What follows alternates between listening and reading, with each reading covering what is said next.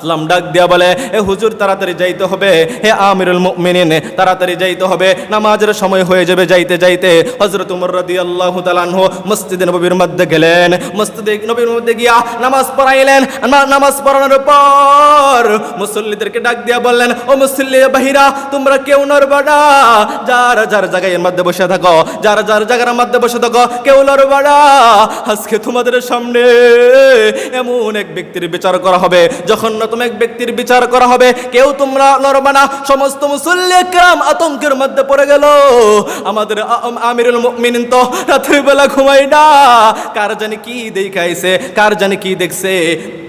আমিরুল মুমিনিন ডাক দিয়া বললেন, ও পুলিশেরা, যাও অমুক গ্রামে যাও, অমুক গ্রামের মধ্যে গিয়া এক বস্তির মধ্যে যাইবা, ও একটা কুড়ি ঘর দেখবা, ওই কুড়ি ঘরের মধ্যে দেখবা 3টা সন্তান শহীদের বউ, তাদেরকে আমার কাছে নিয়ে আসো, আমার আদালতে নিয়ে আসো।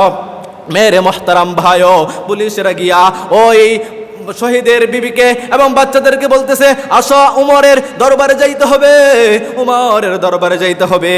মহিলা ভয় পেয়ে গেল, শিশু বাচ্চারাও ভয় পেয়ে গেল। শিশু বাচ্চারা উমরের নাম শুনলেই ভয় পাইতো। আরে মুসলমানের মোহতারাম ভাইও, মদিনা ওই যুগের মধ্যে মদিনার যারা মহিলারা তাদের বাচ্চাদেরকে উমরের নাম বলে ঘুম পাড়াইতো। আর আমাদের সমাজের মধ্যে আমাদের মহিলারা বাল্যক ভাগের নাম বইলা সন্তানদেরকে ঘুম পাড়ায়। আরে মেরে মোহতারাম ভাইও, এই সেই হযরত উমর রাদিয়াল্লাহু তাআলা আনহু যে রাস্তা দিয়া যাইতেন, ওই রাস্তা দিয়া শয়তান পর্যন্ত যাইতেন না। সম্মানিত মোহতারাম হাজরিন, এক মদখুর আল্লাহর কাছে বলে, হে আল্লাহ, আমাকে যার সামনে ইচ্ছা তোমার হয় তার সামনে ফালাইবা, কিন্তু আল্লাহ উমরের সামনে ফালাইও না। তো হঠাৎ করে সেই মদখুর কলসি ভরা মদ নিয়ে বাজারে যাইতেছে বিক্রি করবে। তো হঠাৎ করে উমরের সামনে দেখা, যেখানে বাঘের বয় সেখানে রাত পখায়। তো উমরকে দেখা তার আত্মা তো কাঁপতেছে, ভয় পেয়ে গেছে, শরীর কাঁপতেছে। হযরত উমর ডাক দিয়া বলে, তুমি কি নিয়ে যাচ্ছ, তোমার মাথার মধ্যে কি? সেই লোকটা যদি মদের কথা বলে তাহলে তো তাকে তার কল্লা আলাদা করে দিবে। তো বলতেছে যে আমিরুল মুমিনিন, আমি তো দুধ নিয়ে যাচ্ছি। উমর তো সহজে তাকে ছাড়বে না।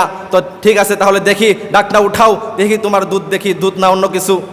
তো সেই ব্যক্তি যখন উমর এই কথা বলল, সেই ব্যক্তি মনে মনে এরকম ভাবে তওবা করলো আর বলল, আল্লাহ, আমাকে যদি উমরের হাত থেকে বাঁচায়া দাও, আজকের পর থেকে আমি ভালো হয়ে যাব। হে আল্লাহ, উমর তো আমার মনের খবর জানে না রে আল্লাহ, আল্লাহ তুমি তো জানো রে মালিক, হায় আল্লাহ তুমি আমাকে বাঁচায়া দাও, আজকের পর থেকে আর আমি মদ বিক্রি করব না, আজকের পর থেকে আমি ভালো হয়ে যাব।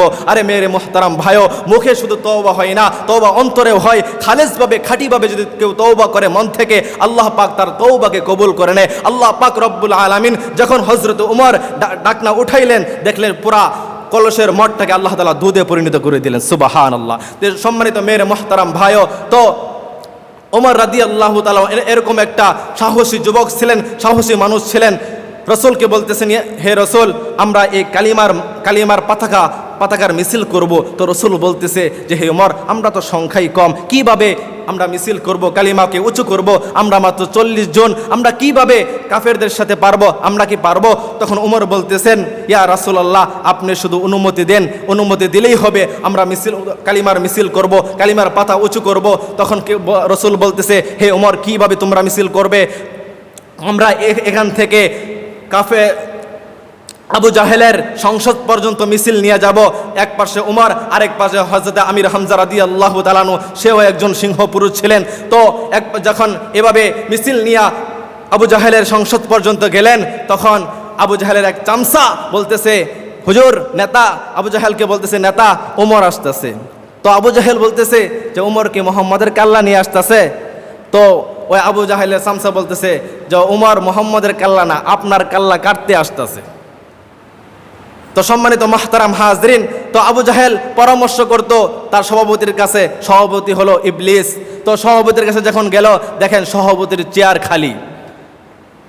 যখন উমর আসলেন, এর আগেই সভাপতি ইবলিস তিনি বিদায়। তো মেরে মুহতারাম ভাইও, এমনভাবে শয়তানও হযরত উমরকে দেখে ভয় পাইত।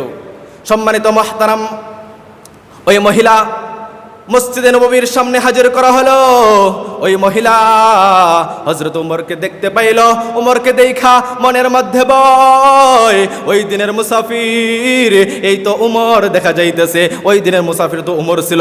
আমি কত বড় বড় কথা বলছি, আজকে হয়তো আমি বাঁচতে পারবো না। মহিলার মধ্যে ভয়, মহিলার অন্তরের মধ্যে ভয়ে কাঁপতেছে, মহিলা কাঁদতেছে, বাচ্চাগুলো মহিলার বোরকা দইরা দইরা কাঁদতেছে। মহিলা ডাক দিয়া বলে, ও আমিরুল মুমিনিন, আমাকে ক্ষমা করে দেন, আমাকে মাফ করে দেন, আমি বুঝতে পারি নাই, আমি জানি নাই সেই দিন মুসাফির আপনি ছিলেন, আমি জানতে পারি নাই সেই দিন মুসাফির আপনি ছিলেন, আমার ভুল হয়ে গেছে, আমাকে ক্ষমা করে দেন। হযরত ওমর রাদিয়াল্লাহু তাআলা আনহু ডাক দিয়া বলে, ও মা ভয় পাও না,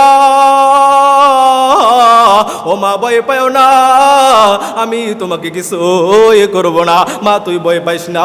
তো যখন হযরত ওমর রাদিয়াল্লাহু তাআলা আনহু গলার মধ্যে গামছা লাগাইয়া ওই গামছাগুলো মহিলার হাতে ধরায় দিলেন, ও মা তুমি আমার ওই সমস্ত মুসল্লি কেরামের সামনে গামছা লাগাই আমার টানতে থাকো, তারপরেও কাল কিয়ামতের ময়দানে আমাকে বেইজ্জতি কইরো না, তারপরেও মালিকের দরবারে আমাকে অপমান করিও না, কাল কিয়ামতের ময়দানে আমাকে বেইজ্জতি কইরো না। ও মা গো, তোমার যা ইচ্ছা হয় আমাকে শাস্তি দিয়া দাও, তোমার যা মন চায় আমাকে শাস্তি দিয়া দাও, তারপরও কাল কিয়ামতের ময়দানে মালিকের কাঠগড়ায় আমার দাঁড় করায়ও না। মেরে মোহতারাম ভাইও, এমন ছিল হযরতে ওমর রাদিয়াল্লাহু তাআলা আনহু শাসক। আরে আল্লাহর নবী তো বলে গেছেন, আমার পরে যদি কোনো নবী হইতো, আমার পরে যদি কোনো নবী হইতো, যেহেতু নবীর দরজা বন্ধ হয়ে গেছে, যদি নবী যদি আসতো তা আমার পরে নবী হইতো হযরতে ওমর। যে হযরতে ওমরের ব্যাপারে আল্লাহ তাআলা ওহী নাজিল করে দিতেন, আল্লাহ তাআলা কোরআনের আয়াত নাজিল করে দিতেন, এমন হযরতে ওমরের মতন যদি শাসক আমাদের বাংলাদেশের মধ্যে হয়, আল্লাহ পাক রব্বুল আলামিন পুরা বাংলাদেশকে সোনার বাংলাদেশ হিসাবে পরিণত করে দিবে।